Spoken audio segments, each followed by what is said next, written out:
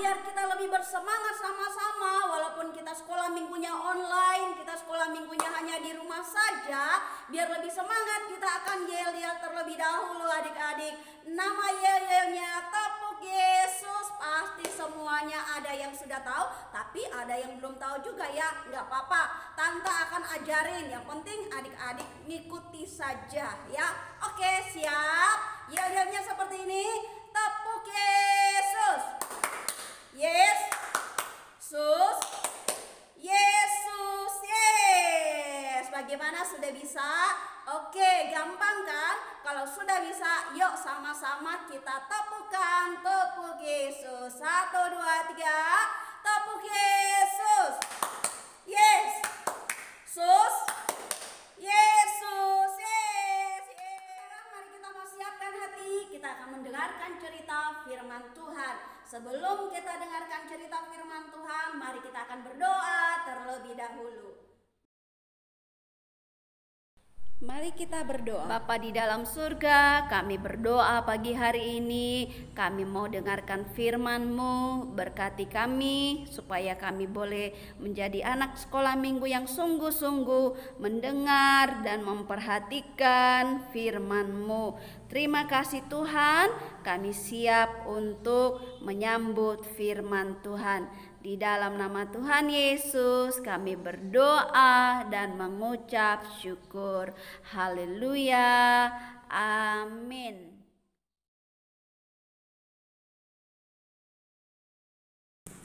Nah, adik-adik yang dikasih Tuhan, di gambar yang adik-adik lihat ini adalah macam-macam buah. Dan di antara buah ini pasti ada juga buah kesukaan adik-adik. Adik-adik yang dikasih Tuhan, dari semua buah yang adik-adik lihat, ada beberapa buah yang bijinya sangat banyak. Contohnya adalah buah pepaya. Dan biji buah pepaya ini bisa dimanfaatkan kembali untuk ditanam ya adik-adik. Makanya kalau makan buah pepaya jangan lupa bijinya jangan dibuang karena bisa bermanfaat kembali. Satu biji pepaya kita tanam, kemudian kita rawat, dia tumbuh menjadi sebatang pohon, tetapi buahnya akan banyak di satu pohon itu. Nah, sangat bermanfaat kan adik-adik dan juga sangat berguna bagi tubuh kita. Adik-adik sekolah minggu, tema cerita hari ini adalah kecil tapi berguna. Matius 13 ayat 31 sampai 32.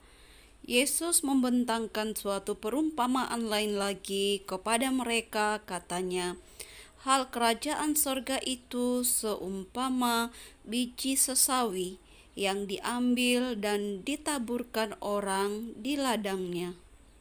Memang biji itu yang paling kecil dari segala jenis benih, tetapi apabila sudah tumbuh, sesawi itu lebih besar daripada sayuran yang lain, bahkan menjadi pohon, sehingga burung-burung di udara datang bersarang pada cabang-cabangnya.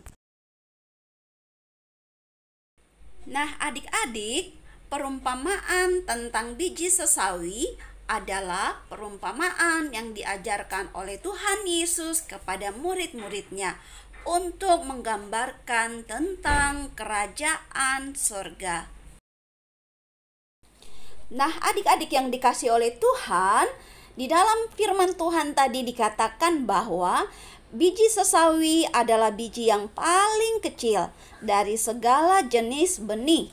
Tetapi apabila sudah tumbuh, sesawi itu lebih besar daripada sayuran yang lain, bahkan menjadi pohon, sehingga burung-burung di udara datang bersarang pada cabang-cabangnya.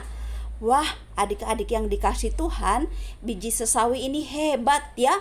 Iya, karena dari biji yang kecil menjadi sebuah pohon yang besar, sehingga sangat bermanfaat sekali bagi burung-burung di udara, sehingga mereka bisa bersarang di atasnya. Tidak hanya itu saja adik-adik, biji sesawi juga banyak sekali manfaatnya. Biji sesawi bisa juga menghasilkan minyak dan juga sangat banyak manfaatnya. Manfaat biji sesawi ini mengandung vitamin B. Nah, vitamin B ini menjaga sistem syaraf agar tetap bekerja dengan baik, menjaga kesehatan kulit, dan mengubah makanan menjadi energi. Dan juga bisa membantu pertumbuhan tubuh. Jadi seperti adik-adik yang masih dalam pertumbuhan, jadi biji sesawi sangat bermanfaat buat adik-adik. Tetapi biji sesawi atau pohon sesawi kita belum pernah menemukan di Indonesia, karena yang kita tahu hanya tumbuh di bagian Israel atau Palestina di sana.